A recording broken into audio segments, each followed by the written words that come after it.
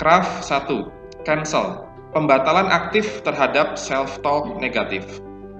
Langkah pertama, cancel, yaitu aksi pembatalan aktif saat hati atau pikiran tiba-tiba mensabotase kita dengan aneka pikiran negatif atau perasaan negatif yang muncul sendiri tanpa kita minta, yang bahkan malah kita amini.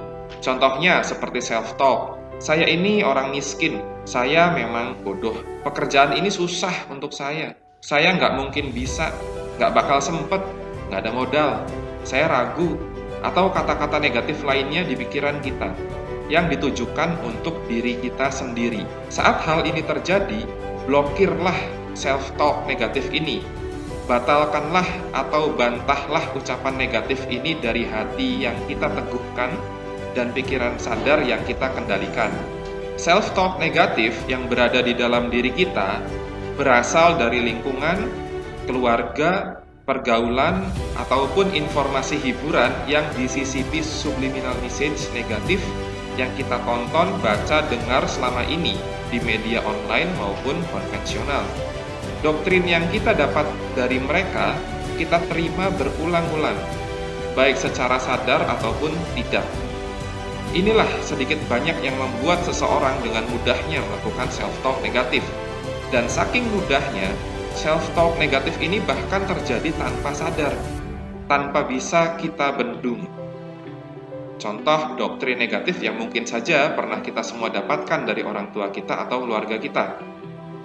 Jangan pegang uang itu bau, uang itu kotor, cuci tangan habis pegang uang itu jahat, uang itu banyak kuman, kamu bisa sakit kalau pegang uang. Dari doktrin ini, mungkin niat keluarga kita baik, agar diri kita terhindar dari penyakit. Tapi, ini salah satu contoh doktrin berbahaya yang secara tidak sadar mereka install ke dalam pikiran bawah sadar kita. Doktrin ini bisa menancap kuat di benak kita hingga dewasa. Konsekuensinya, kita tidak akan bisa kaya. Uang kita selalu habis. Sebesar apapun gaji kita, uangnya tetap habis. Jadi, jika doktrin semacam ini Anda mengalaminya, apa yang perlu Anda lakukan? Cancel. Lakukan pembatalan. Blokir self-talk negatif bawah sadar Anda. Bagaimana caranya agar kita dapat segera sadar dan melakukan canceling jika tiba-tiba terjadi self-talk negatif dalam diri kita?